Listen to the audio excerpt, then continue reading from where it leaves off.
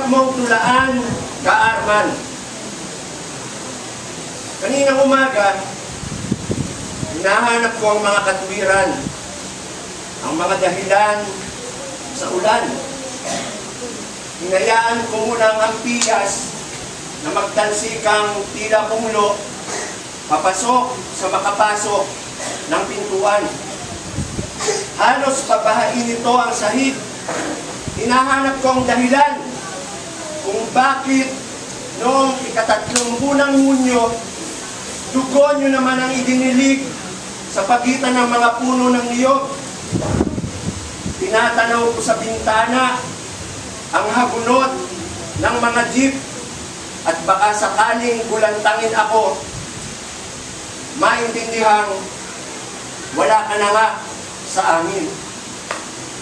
Pero sadyang mahirap hanapin ang katwiran, ang dahilan. Mahirap haraping tuwiran ang katotohanang wala ka na nga sa amin. Ay, kung mahirap mong tulaan, Ka-Arman.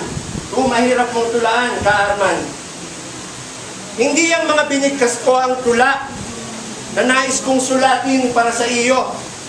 Kung nagugusot na tulad ng papel ang laptop computer, ilang beses ko na sana itong kinuyumos at initya sa basurahan para muling simulan ang simula ng pinakamainam na tula para sa iyo.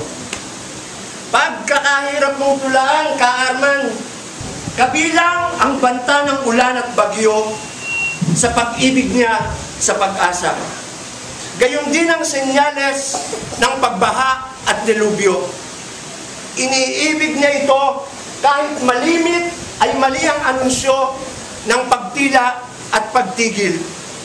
Kung gaano maaasahan ang pag-asa sa alinlangan at baka sakali ay hindi tiyak sa mga disinsana.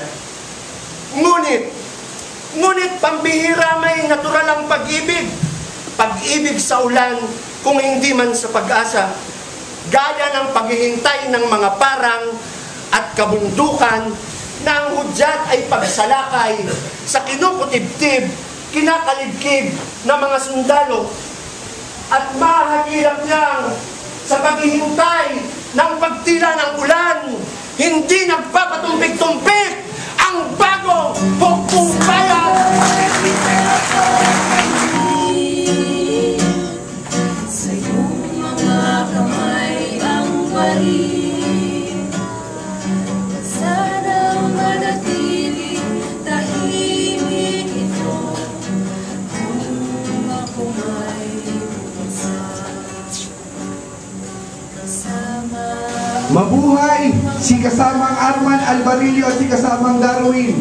Mabuhay! Mabuhay ang mga martir ng sambayanan. Mabuhay! Mabuhay ang pambansa demokratikong revolusyon ng bayan.